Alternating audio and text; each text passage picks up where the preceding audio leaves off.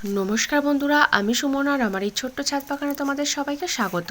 আর এই লেবু গাছের বেডের মধ্যে দেখতে পাচ্ছ কতগুলো থানকুনি পাতা হয়ে রয়েছে। এখান থেকে কিছুটা থানকুনি পাতা তুলে নেব।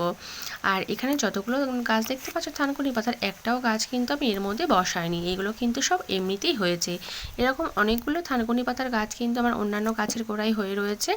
আমার মনে হয় মাটির সঙ্গে গোবর সার মেশানো রয়েছে, তার জন্য এই গাছগুলো হয়তো হয়েছে, নয়তো আমি তো বসাইনি এর মধ্যে।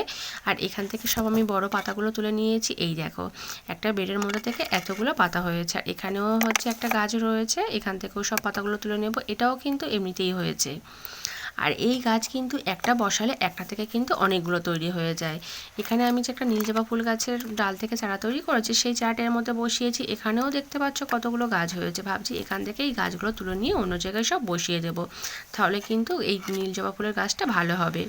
এই দেখো, এই লেবু গাছের গোড়ায় কত হয়েছে। এখান থেকেও সব বড় বড় পাতাগুলো তুলে নেব। আর আজকের আমি এই থানকুনি পাতা কিন্তু বাটা করব, তার জন্য একটু বেশি পরিমাণে হচ্ছে পাতা তুলে নিচ্ছি, কারণ বাটা করলে কিন্তু একটু বেশি পরিমাণেই পাতার প্রয়োজন হয়। আর এই থানকুনি পাতার গুণাগুণ কিন্তু আমরা সবাই জানি। আমাশা হলে কিন্তু এই পাতা কিন্তু খেলে খুব উপকার হয়। এছাড়া পেটের সমস্যাও কিন্তু এই পাতার কিন্তু উপকার ভালো পাওয়া যায় খেলে। আর এখান থেকে আমি হচ্ছে সব দেখতে পাচ্ছ পাতাগুলো তুলে নিয়েছি। অনেকটাই পাতা কিন্তু আজকের আমি হচ্ছে তুলেছি। দেখো কত পাতা তুলে নিয়েছি। আর এইটার মধ্যে আমি কিন্তু থানকুনি পাতার গাছ বসিয়েছিলাম, আর জায়গাটা যেহেতু ছোট তার জন্য খুব ভালো হয়নি। দেখো এতগুলো হচ্ছে পাতা তুলেছি, আর একদম কিন্তু ফ্রেশ, একটাও পাতায় পোকা নেই। আর আমরা যদি ছাদ বাগানে যদি এইগুলো বসিয়ে রাখি, তাহলে কিন্তু অসময়ে বা হচ্ছে যখন দরকার তখন কিন্তু পেয়ে যাব। আর সবসময় কিন্তু এগুলো বাজারে হচ্ছে পাওয়াও যায় না, আর এই গাছের কিন্তু একদম পরিচর্যাই নেই। আর এবারে আমি কিন্তু এই জৈব তরল সারটা আমি আমার ছাদ বাগানের সমস্ত গাছে ব্যবহার করব। এর মধ্যে হচ্ছে কি কি দিয়ে আমি হচ্ছে রেখেছি সেটাই তোমাদের বলি। এর মধ্যে আমি কিন্তু প্লেন জল দিয়েছি, আর জলের মধ্যে দিয়েছিলাম হচ্ছে সবজির খোসা, ফলের খোসা, আর হচ্ছে পূজার বাসি ফুল বা গাছে যে পুরনো ফুলগুলো হচ্ছে থাকে, শুকনো হয়ে যায়, সেই ফুলগুলোই দিয়েছি, দিয়ে চাপা দিয়ে রেখে দিয়েছিলাম। আর এই তরলটা হচ্ছে 1 মগ নেব। আর এই বালতির মধ্যে আমি কিন্তু 9 মগ প্লেন জল নিয়েছি। জলের মধ্যে আমি এই তরলটা দেখো দিয়ে দিলাম, দিয়ে ভালো করে এই জলের সঙ্গে মিশিয়ে নিচ্ছি। এই তরল সারটা কিন্তু এবার আমি আমার ছাদ বাগানের সমস্ত গাছে ব্যবহার করবো। আর যেহেতু আমি গাছের গোড়ায় ব্যবহার করব, তার জন্য আর এটা ছেঁকে নিলাম না। আর এখানে আমি প্রথমেই হচ্ছে এই বরবটি গাছের গোড়ায় চলে এসেছি, এই গাছগুলোতে দিয়ে দেবো। এখানে যে উচ্ছে গাছ, করলা গাছ রয়েছে, এই গাছগুলোতেও দিয়ে দেবো। এই সাইডে যে লাউ গাছ রয়েছে, সমস্ত গাছে কিন্তু এই তরল সারটা দিয়ে দেবো। আর এই তরল সারটা কতটা যে উপকারী, যেটা আমরা কিন্তু শুধু যারা ছাদ বাগান করি তারাই কিন্তু জানি। আর এটা কিন্তু একদম হচ্ছে বিনা খরচে হচ্ছে একটা দারুণ হচ্ছে জৈব তরল সার। এই পেয়ারা গাছগুলোতেও দিয়ে দেবো। আর সামনে কিন্তু প্রচণ্ড গরম আসছে, গরমের সময় কিন্তু আমরা আমাদের এই গাছগুলোতে কিন্তু ভারী খাবার দিতে পারবো না, তাই এরকম কিন্তু তরল সার পাতলা করে কিন্তু গাছে ব্যবহার করতে পারি। এখানে আমি এই গাঁদা ফুল গাছগুলোতেও দিয়ে দিলাম। আর আমি কিন্তু সবসময় হচ্ছে বাগান করি একটু কম খরচে করার চেষ্টা করি। দেখবে আমার কিন্তু বেশিরভাগই গাছ কিন্তু এই যে প্লাস্টিক দিয়ে হচ্ছে গ্রো ব্যাগ বানিয়ে তার মধ্যে গাছ বসানো, বা হচ্ছে কৌটোর মধ্যে বা ভাঙা বালতির মধ্যে। এখানে দেখো আমি এই চন্দ্রমল্লিকা ফুল গাছগুলোতেও কিন্তু সব দিয়ে দিলাম। এখানে দেখতে পাচ্ছ আমার গাছগুলো কত ছোট ছোট জায়গার মধ্যে রয়েছে। আর আবারও কিন্তু আমি হচ্ছে আরেকটু হচ্ছে এই বানিয়ে নেব। এখান থেকে আরেক মগ নেব, আর এই বালতির মধ্যে আমি কিন্তু প্লেন 9 মগ জল নিয়েছি। জলের মধ্যে দেখো এই তরলটা দিয়ে দিয়ে ভালো করে মিশিয়ে নিলাম। এটা কিন্তু আরও যে বাকি গাছগুলো রয়েছে সেই গাছগুলোতে দিয়ে দেবো। এখানে যেই জবা ফুলের গাছগুলো রয়েছে এই গাছগুলোতেও সব দিয়ে দেবো, প্রত্যেকটা জবা গাছে দিয়ে দেবো। খুব ভালো কিন্তু একটা তরল সার।